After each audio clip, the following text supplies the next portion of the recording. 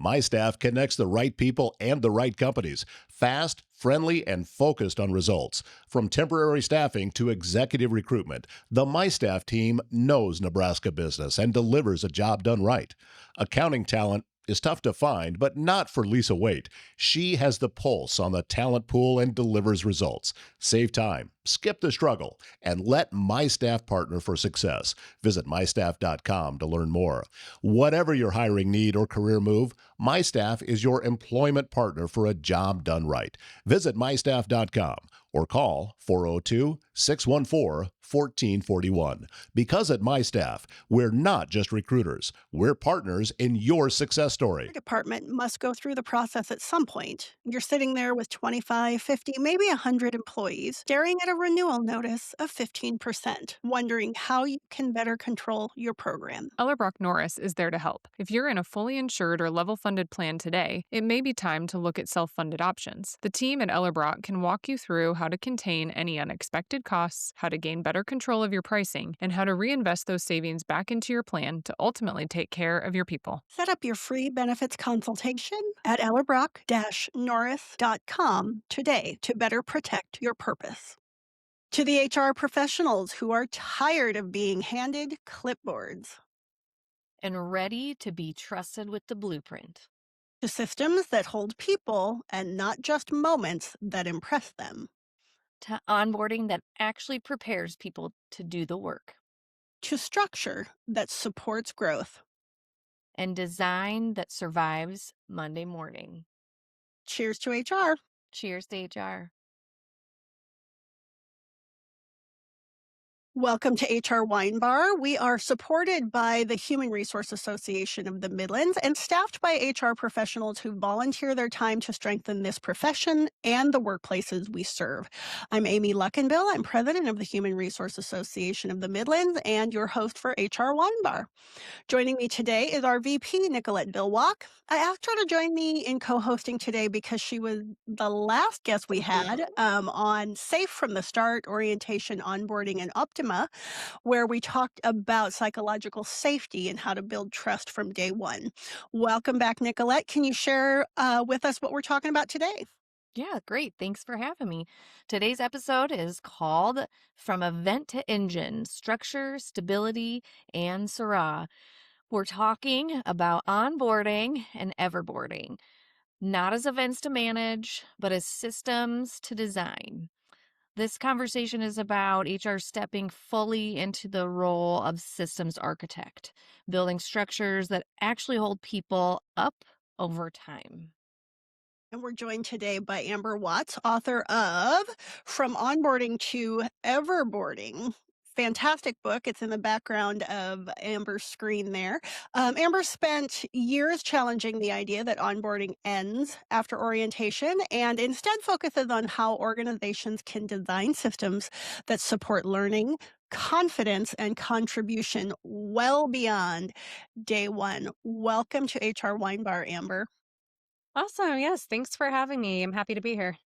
We are delighted to welcome you back because this is kind of part two, the second installation of our March program. For all of our listeners out there, you can always purchase and watch our in-person programming and access those over at HRAM.org on our storefront and get credit for that over there with credit codes for HRCI, SHRM, and World at Work. So we are now a World at Work credit sponsor as well. So lots of good professional development opportunities there. The structure for HR Wine Bar, if you're new to us, we see it, we swirl it around, we give it a sniff test, and then we take a full savory sip, which Nicolette is demonstrating for us. Nicolette's still in the office, so she's probably not actually drinking wine, is my guess, but you can have yours at home. So we start out by just taking that C perspective. We're just talking about, what's happening and how did we get here? What's happening right now? Nicolette, can you start us off with that section? Absolutely. So, first and foremost, based on what you have learned about that onboarding experience, where do you think HR is investing the most energy in that first 30 days?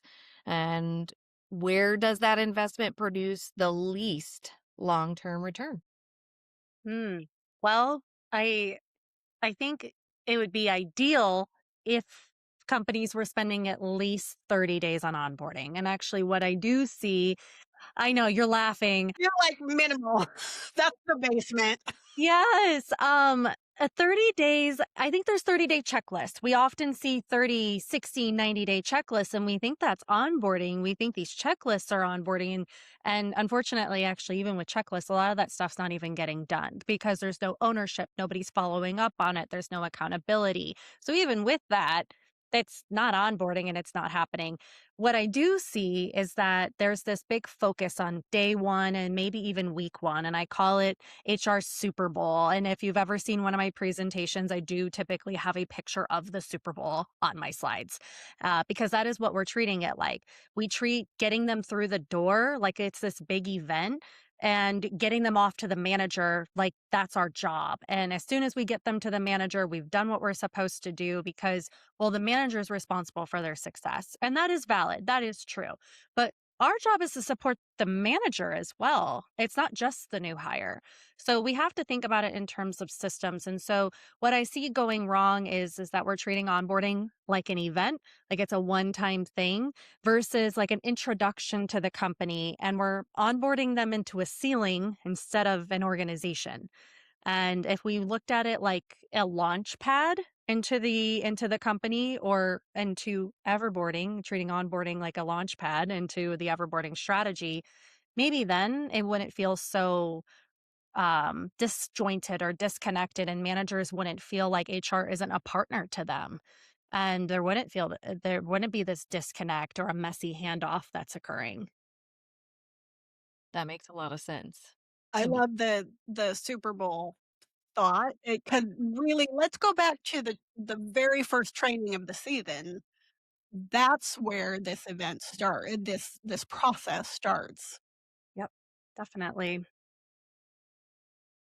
I'm curious, like, so since you said it should be longer and it should maybe have a checklist or I dare say a plan, what do you see works best? And I guess to that degree, like when does it actually start? Good question. It's really hard without visuals sometimes to explain these things. So feel free to say, go back to that or explain more as I try to Yeah. convey this without my nice, pretty visuals behind me. Um, what I like to explain is over the course of a year, where companies invest all of their money, especially from an onboarding standpoint, really is that day one, week one, maybe 30 days, maybe. I do see 90-day onboardings as well. But 2 weeks is the most common time frame that I come across. That's the average. And this is coming from several years of me just sourcing that information at speaking events and engagements, LinkedIn, all the things. But 2 weeks is what I typically see. And all of the resources, so that's money, that's the people teams, right? That when I say resources, that's humans as well is all put into that maybe that 2 week time frame. But what happens is new hires start to gain clarity and confidence, and then they start to show performance and they start to develop habits long after that. We don't start to see those things until months 3, 6, 9, and 12. And that's when we back off. We're no longer investing resources and time into these employees. So that first year, if you're familiar with the Tuckman's model, it's used in like team building and analyzing that dynamic, right? And that relationship. But it actually, if you think about the employee life cycle, it follows a very similar process where they start off in that storming phase and then they go into that forming phase and then norming and performing. When we back off, we're backing off right in the storming phase. And when they're starting to develop those habits, we're no longer there. The manager's there, and we have no idea what habits they're forming. And if you have 30 different hiring managers in your organization, you have 30 different variations of your onboarding in your organization. And then when you go from there and they start getting into performing, how are they being assessed? Do you have any set standards besides KPIs? to help the managers assess along the way until they're held to those KPIs at a very, very strict standard. Probably not. And then again, we're not there to ensure that these systems are in place. And I'm not saying formal training, I'm talking about systems. We're talking about support, manager enablement. And then beyond that, when they start earning their paycheck, bad habits are already there. Next thing you know, there's probably some pips involved. People have exited the organization. They're no longer a fit for their role. They may have moved on to something else. I mean, there's a ripple effect. We could sit here and analyze this all day, but the fact that we put all the resources up front and all the money, it doesn't make sense. And instead of trying to cram everything into 2 to 7 days or 2 weeks, why not just do more of a drip campaign type method? It's the same amount of time. Just spin your story a different way with your stakeholders of, let me have the same amount of time, just let's spread it out. So just some different ways to think about it. I love everything that you just said, Amber, and you're leading us directly into the swirl it around, right? Where Okay. we can absolutely go past the diagnostic part, right? And a lot of that kind of initial, toe dip into everboarding had happened in our first foray. So I'd like to kind of turn the conversation around to um predictive metrics, right? Since you reference KPIs, which are like our and we've performed and now we're going to measure the thing that we performed. How do we go back then and start predicting things based on your everboarding techniques? Yeah, I think a lot of times what happens in organizations is onboarding is an easy thing to measure. Pretty much every organization has an onboarding program. And in fact, when I go speak at events, I hear that a lot is everybody's got onboarding. This makes total sense. And yeah, everybody's got onboarding. And it's not that they're failing at it. It's just that it's stopping too soon. And then they, meaning the HR team, is expected to go report on the success of it. And that's a really hard thing to measure because typically there's no reinforcement strategy behind an onboarding program. It's just kind of, again, the handoff and they get passed off to the manager. So I'm challenging that mindset of instead of going and telling the story of here's how many employees went through our onboarding program, here's how many of them ramped and in time, right? Because every role is a little different. So we're going to speak generically here. Here's how many ramped on time, and here's how many completed their training on time. Like there's all these very completion type metrics. And instead, I think what matters more to an organization are how you build better alignment in order to do things that you care about or matter more to you, your team, and how you can make a better impact is going to be around prediction metrics, which is measuring readiness. So getting away from did they do the training and moving towards can they now do the task? Are they ready to go do the specific skill that's required of their job because they completed the training? So get away from completion. Are they able to apply the actual skill on the job? And can they apply it well, right? We've all heard that. Can they do it? Can they do it well? We have to be able to measure those things. There's also engagement. You can measure engagement. And I actually think there comes a time, and this is beyond onboarding, but there comes a time when we mistake people's steady performance and we think it's good. And it's actually a sign of disengagement. And it's a sign that these people are probably quietly, the quiet quitting.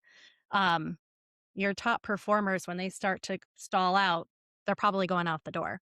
Um, and then there's manager enablement. Are you tracking coaching hours? Because if you're not, especially in onboarding, how often are they meeting with employees in those early days? If you're not tracking that, that is also it's a signal more than anything. It's a signal of whether or not that person is going to last or they're going to hit their goals, or especially their new hire goals. Autonomy. How quickly do they reach productivity? Not performance, just productivity, because they're onboarding. We're not looking for mastery here. And then lastly, I'm looking for like retention and mobility. And that takes time. That's the type of metric that you won't get to report on till probably about 12 to 18, maybe even 24 months. But it's a very powerful metric to be able to say, here's what we've done over time with our new program, and here's what we've seen. And are we keeping and growing the talent that comes through our program? So, I love all of those, and I wanna take a deep dive on all of them, but I'm specifically gonna go to because this is something that I am, wrestling with and trying to parse out a plan for kind of manager preparedness. I love how you said, how many coaching hours are you spending? And in my current role, which is brand new, there's a recurring theme that came in the interview process was, we've got to get our managers transferring their thought process from doing to managing, right? To managing process and leading people. And that hurdle is a huge one for folks who were, just excelled at the doing, right? And so your chapter on preparing managers, I think it was chapter 6 or 7, in right? I took notes, girl. I have a highlighter. So, I love think I it. highlighted in pink. And so preparing your managers to do less doing and to spend time, and they're the metric right there, an OKR rather than a KPI after the fact, that I plan to spend this number of hours coaching my employees and putting that on the front end. And I'm kind of thinking of it like right in the recruiting pipeline, right? I'm going to go source this candidate for you in recruiting at the same time that you're going to start building your everboarding plan so that I have proof that you are prepared to take a high quality candidate. Because the last thing I want to do in HR or recruiting is bring you somebody that's awesome and have them go, yeah, I'm out. Mm, Right? I worked really hard to get that person for you, and if you're not prepared to everboard that person, I'm gonna be really not very happy with with you. I mean, absolutely. Yeah. calling a spade on that one, so but, we're meant to swirl it around, but that's my thought process in that, so I'm getting the visual of a ladder here with our double, figure eight, right? Our infinity loop there is fantastic. Well, so kind of talking about the preparation, do you want to talk about some of those things that Amy was alluding to is that there better be a game plan, right? Like I'm so happy to hire an employee for you. but um but what's the plan? And so do you see Mm. what have you seen and work, and maybe what have you seen not work so well in terms of the preparation before that person even's walking in the door, right? Yeah. For that first day. Ooh, okay. Kind of a loaded question. There's a lot that you have to do to prepare for that. Typically, what I recommend is documenting everything that you know to be true of that process today. And I mean, backing up all the way to offer letter. Okay. I'd even go back even further if you can. You need to understand your hiring process. And I do talk a little bit about pre boarding and the interview process in my book because I do feel like talent acquisition plays a huge part in the everboarding strategy.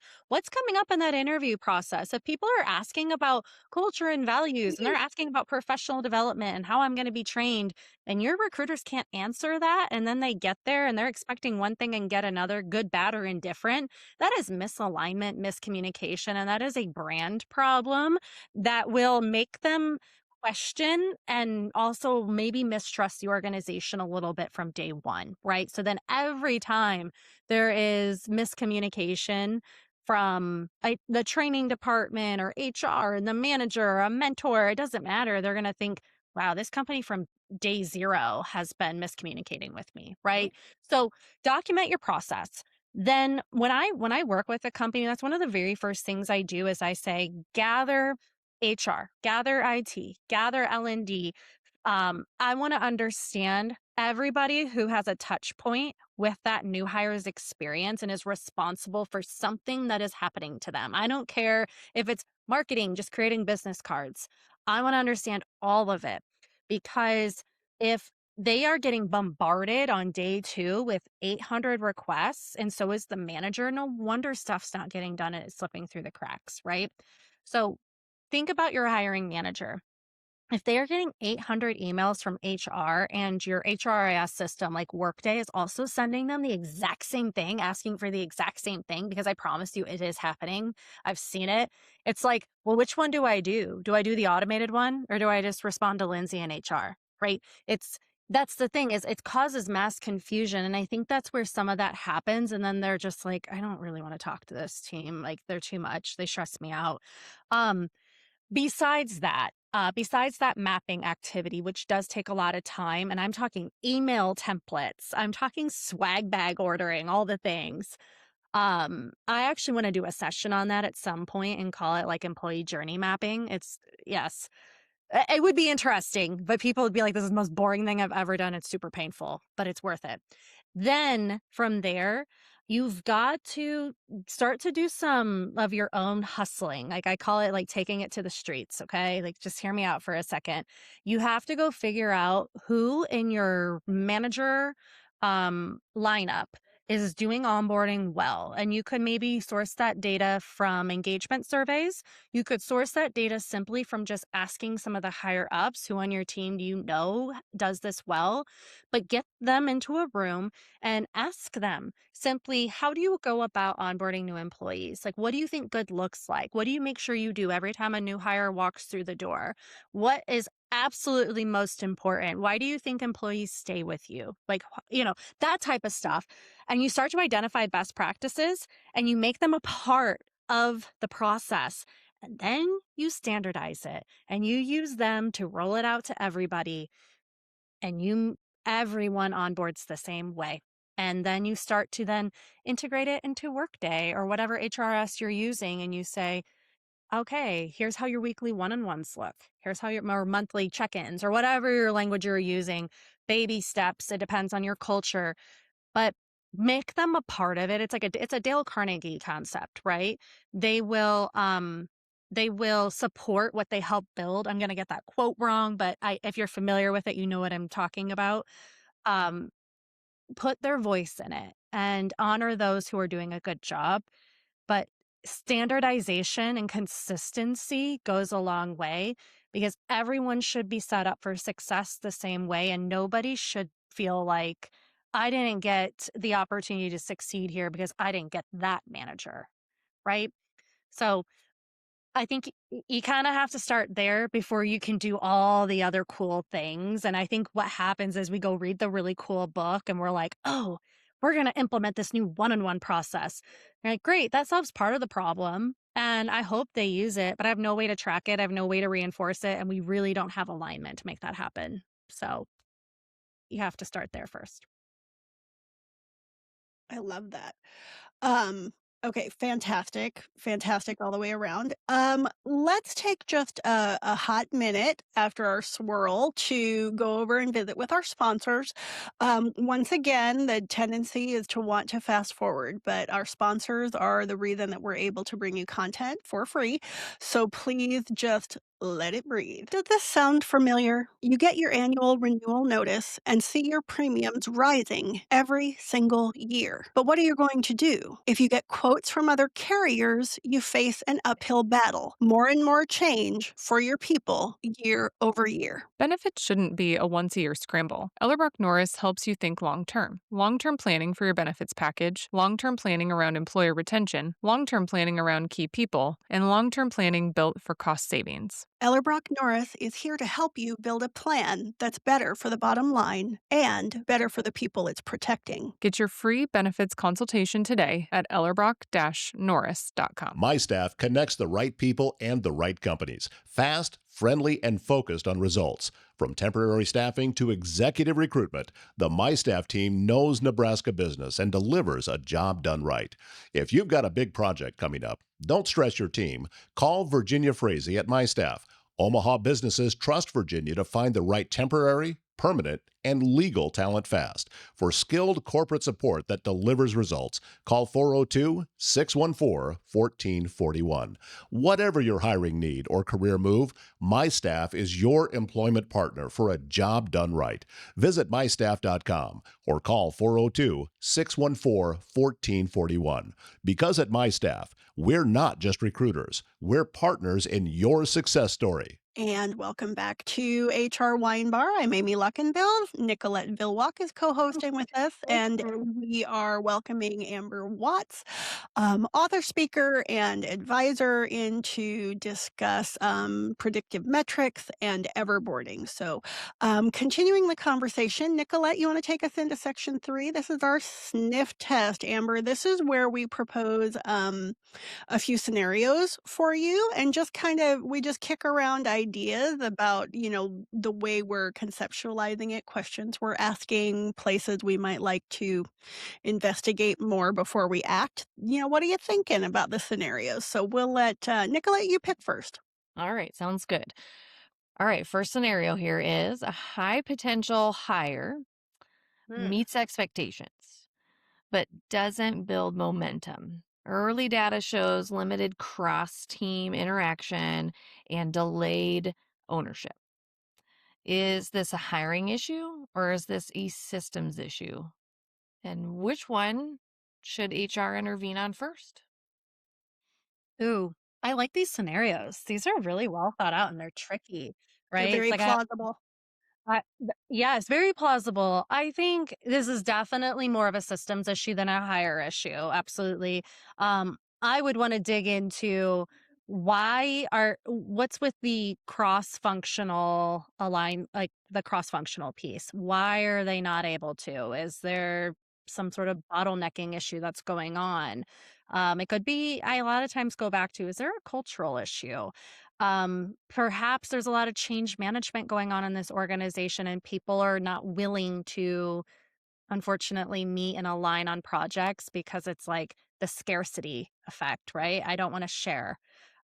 There's so many things that could be happening. My guess is that there is something happening. HR needs to get involved and maybe coach the manager a little bit. And what opportunities do we need to open up for this employee to really show their potential? Gosh, like, we invested in them. We brought this hire in because we saw their potential. Like, help me understand where the roadblocks are. What are you seeing? And also have a conversation with the employee. What is preventing you from moving forward on these things too? So, but I would always start with the manager to try to see. So, yeah. I wonder too, and I'm not the one in the hot seat on the sniff test, but I wonder too if there's a cultural element, right? There's the system and then there's the hire, but also the culture. And if people are not prioritizing others and the success of others in their value and their culture, then, there could be some issue there that's a different kind of HR systemic issue going on that's really not directly tied to hiring, onboarding, and everboarding in this sense. So very good. Absolutely. Yeah. Okay. Great answer. Another scenario for you. At this particular organization, onboarding is considered complete after something you already referenced, which is compliance and training checklists are done. But we have a turnover metric that's kind of spiking at the 6-month mark. What would you say in the structure is missing beyond orientation, and how could everboarding mindsets change the responsibilities around and processes around how we approach that metric and what the data is telling us there? Ooh, so it's spiking around 6 months. When you see that if you have data that tells you something that specific, usually, here's the thing, turnover tends to not be cause for concern when it comes to going to the executive team because unfortunately they have budgeted for it. Like, that's what I think is an unpopular opinion. Okay, I'm just going to start Oh, there. wait, can you Is say that one more time? We love an unpopular opinion. Say that one more time. turnover is not the biggest issue that you come to the executive suite with, right? That is not what the root issue is, right? To focus on, because it's already been budgeted for. If you already know that it's happening at 6 months, your executive suite has accounted for it and it's already in the budget and they're hiring around it. I'm not saying don't solve for it, but don't lead with it, right? So in this instance, what I would try to figure out is what can we put in place along the way to better assess or come up with a better policy to make faster decisions of parting ways. And because if it's not a training issue, then it's either a hiring issue, B, a manager issue. Meaning the managers could be making poor hiring decisions, right? It may not be the recruiting team, which I think the recruiting team takes a lot of the heat for it, is what happens. 100%. I know. And maybe that's where it's like, gosh, we maybe need to do a little bit more education. Should we be hiring for capability over experience sometimes? And anyway, we can get into all that at a different point. But if we know that 6 months is the time in which we're losing people, we have to consider, okay, is it our decision or is it their decision? Like, let's first figure that out. Is it a mix? What's the percentage? Then let's figure out, okay, along the way, do we have milestones built in to assess performance, to assess engagement? And again, going back to that manager piece, how many coaching sessions are taking place? Are they assessing the performance along the way? Like, there's a lot to dissect there before we can make any sort of decisions. But I wouldn't lead with turnover being the root issue here. It's already budgeted for. That is a great point and one that I had not even considered. Yeah. Fantastic. Yeah, that's a definite reframe for me. Good work. Nicolette, any questions? Further Oh, discussion? I was just thinking about that, but so far, I mean, that you're spot on with sometimes there's just more to the story that we need to dig into as HR professionals. And a lot of times you're spot on with the fact that there's always this turnaround of recruiters being responsible, but they're not the ones making the hiring decisions, Yeah. Yeah. right? Yeah. Yeah. Um, so get a plan in place and work it. Work the Can I plan. add Work the plan. one more thing to this? Yeah. Because this Yeah. is also like I grew up in staffing as well. And the other thing that I think comes up is, are the recruiters hiring for job descriptions that don't actually match the job that they were hired for? Like, is that also the problem? Like, would we go back and revisit this before the manager even requests to hire this person? Do we really know what they're doing on the job? And did we design a training that aligns with the skills that they need? Like, there's so much to it that the recruiters get held to. So, Well, Right. and I would also argue that how much are they involved in actually making the decision and sharing that they have a plan, right? That sharing yeah, what that onboarding process looks like so that they know that, it's 6 months, there's a review. They know what to expect, right? They have totally. just as much responsibility, right? In that, I guess, in the success, as you said earlier. Yep. Yeah. Yep. I love that. Okay. Amber, we have come to the last stage, even though we've been, sipping away on our glasses. We've come to the last stage of HR Wine Bar, which is a newer section of our podcast, which we call SIP, and it's a rapid fire kind of fast paced. Quick answers, the short answers. Uh, and Nicolette's going to take you through some prompts, and you just finish those however the mood strikes you in the moment. Okay. Given I just did this for a podcast, I will tell you if nothing comes to mind. Of course, you can say pass so that we can keep moving because I stalled out. There are about 10, and Nicolette, yes, you can always we tested this on Nicolette as our guinea pig in the last episode, and so, yes, you Okay. always can say pass. Yes, I don't want you to panic. Okay, so I'll say the statement, then you say what first comes to mind. All right. Everboarding really means. I would say everboarding really means is like it's a relay race. It is passing the baton between training, the manager, the employee. It's not a race. Everybody is in their own lane, but we are supporting each other along the way. Right. One onboarding signal we underestimate. Ooh. Readiness. Managers struggle most with Relying on their intuition. systems beat events because It creates stability and consistency versus a lot of variance, and which is what events cause. new hires stop asking questions when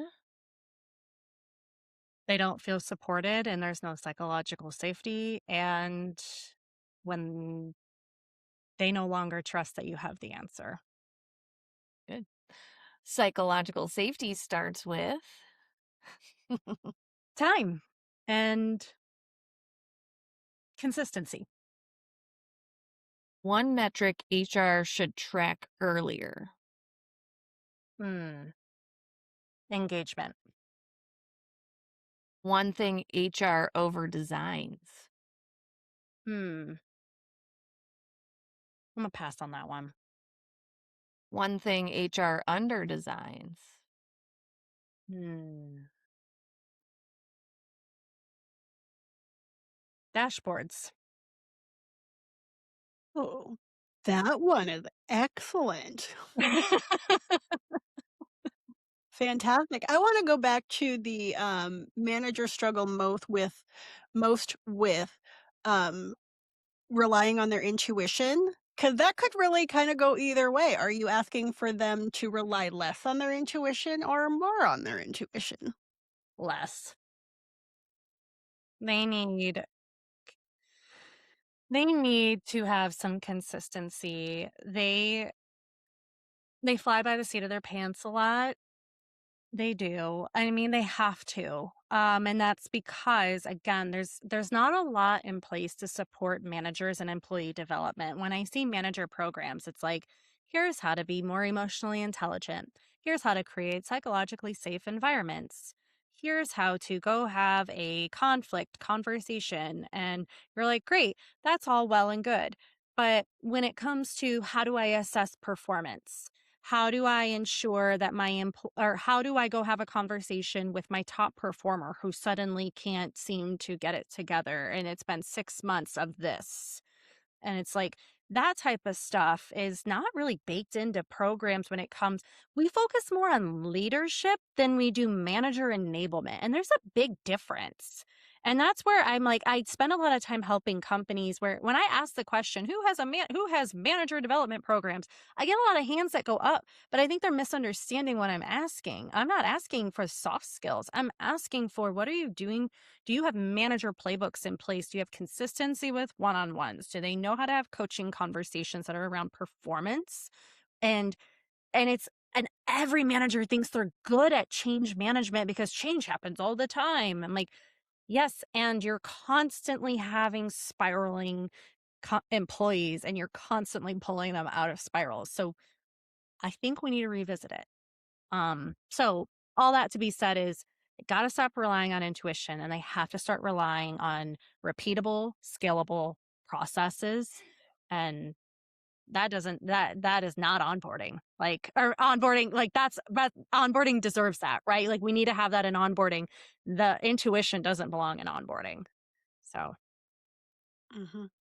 I I know think I kind of we got on my high horse there a little That's bit. okay. We love a high horse. There is what I heard in that was people just kinda working off of vibes, vibes with a Z. With the colloquialism, it's just vibes. No, like, where's the strategy? Where's the structure? Where are the metrics? Where is the thoughtful reflection behind the things that you are doing, Yeah. right? Okay. Yep. All right. Well, we are into the very last stage of HR Wine Bar, and that is savor, where we're just going to kind of right there goes Nicolette. We're going to kind of recap. So we like to talk about concepts on a spectrum, right? It's a paint swatch, or, not everyone, but many people think that HR is either black or white. Nope.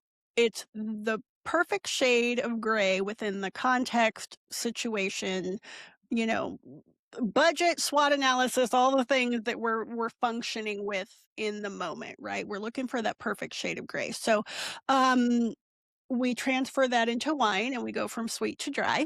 Sweet, we're gonna talk about sweet as the baseline checklist end, right? We have our orientation days. We're warm welcome. I will share with all of our audience that I started a new role this week, and my onboarding was literally walking around and meeting every single person. Mhm. That's a And lot. I'm not saying, I mean, I have a lot of work to do, that's all I'm saying. And so, and it was lovely that they took the time to let me have a conversation with every person who was in the building that day, and then a leadership meeting, and then, let's get you in your office and make sure your logins work, right? So that is the very minimal, and so we'll put that on the sweet end. If we go the complete opposite direction, which is what we're advocating for, Amber, is integrated systems that align our hiring, our onboarding, our L&D, our feedback, our one-on-ones, our growth, our business strategy aligning with the talent that we have, the right person in the right seat and all of that. And being integrated. And somewhere in the middle is where most businesses lie, right? Some structure, maybe we've leveraged our HRAS to do all of the paperwork so that that runs smoothly, and we have a good welcome day and maybe a safety day for folks who are working in labor. But, 2 days, 2 weeks, and that's, how you kind of framed us to start with what we're seeing. We're all somewhere in the middle. If you could give us one, um thoughtful suggestion about how to move the needle just Mm, a little bit drier, a little more HR than architect, mm. what would you suggest that we start with? Start with your managers. I would go to them and I would figure out what you could do to when that pass happens. Here's how I always frame this is, okay, I have an actual baton. All right. So I always have this sitting here. Fantastic. It looks like a spirit stick. It's a baton. It very Um much does. it really does. I know. I was like, when I got this, I'm like, well, it's close enough. um, when you go to pass it, the first phase, I always describe it as they are spending more time in formal training or formal learning than they are doing the job. Because you've heard of the 70-20-10 model, right? Yep, great. That doesn't apply to onboarding. The 333 framework, which is the exact same concept, it's just instead of 70-20-10, everything's 33, divided evenly. And that belongs in onboarding. And it makes sense, right? Because nobody should be spending only 10% of their time in formal learning and onboarding. It needs to be more balanced. And when they are spending more time doing things on the job and learning, then you are passing the baton to the manager. But before you can do that, you have to go have a conversation with them and understand what happens when they get over to you. What is the first thing you do? Like, how do you welcome them to the team? Are you welcoming them to the team? Are you having some sort of, you met everybody, you went through and met everybody, but that's not like a formal sit down with the team, get to know them. They really should get acclimated, have a formal meeting with the team. But beyond that, great. What does day one on the team look like? We've acclimated them to the company. We gave them the basic job scope and they have started to dabble into their role, but they haven't developed mastery. So help me understand, here's what they know. They know enough to like start to really dig in, but how are you going to begin day one on their team? And I just see what they say. Like, how do they approach that? And if they don't have a plan, be like, you know what? That's okay. I'm here to help. And I'm going to help you design the plan. You get to execute on the plan. This is yours. But like, let me help you. Like, I'm an expert in designing. You're an expert in the job. I'm just here to make sure that you're supported and you feel like, okay, gosh, I have a plan for this person and I don't have to figure it out tonight. So I just approach the conversation with curiosity, but I think that's the first step. The question I always get is like, how do I go and bring this to my organization? And they're like, how do I pitch this to the C-suite, or how do I pitch this to my stakeholders? I said, well, it depends. Who do you think your stakeholders are? And it's C-suite, right? Or senior leaders. Like, nope, it's your hiring managers. It's always your hiring managers because they're the ones who have to deal with the change of this strategy. And that a relationship between the hiring manager and the employee is a change, and you're disrupting it. And you're not asking them to do more work. You're just asking them to work differently. And it takes time. This type of stuff takes a lot of time. I have a company who literally just launched it. It took them a year to get through all of this. Now, they have 27 offices around the country to implement this too. So it did take time, but it requires somebody to care, and it requires ownership of somebody, or it requires ownership by someone. So it sounds heavy, but it's because it's a big change. Yep. Okay. So there is your call to action, audience out there. Start having that conversation with your hiring manager. What does day one look like for a new hire in your department? Start the conversation there. That's your CTA. Um, okay, well, that brings us to the end of this episode. Amber Watts, thank you so much for your time, both for your in-person program earlier this month and for this conversation. I love diving a little bit deeper. We want to thank the Human Resource Association of the Midlands for supporting us in this endeavor, our sponsors, of course, and you, our listeners. And finally, Nicolette Villwok, our VP at HRAM. Thank you for co-hosting today. We'd like to close out with our toast, as always, to the HR professionals building systems that last. And to the courage it takes to design for reality. Cheers to HR. Cheers to HR. Cheers to HR. My Staff connects the right people and the right companies, fast, friendly, and focused on results. From temporary staffing to executive recruitment, the My Staff team knows Nebraska business and delivers a job done right. Looking for your next HR role in Nebraska, Iowa, Colorado, or South Dakota? Everyone knows Kim Lynch at My Staff because she connects great people with great careers. Let Kim help you land your next HR dream job. Email Kim at mystaff.com. Whatever your hiring need or career move, My Staff is your employment partner for a job done right. Visit mystaff.com or call 402-614-1441.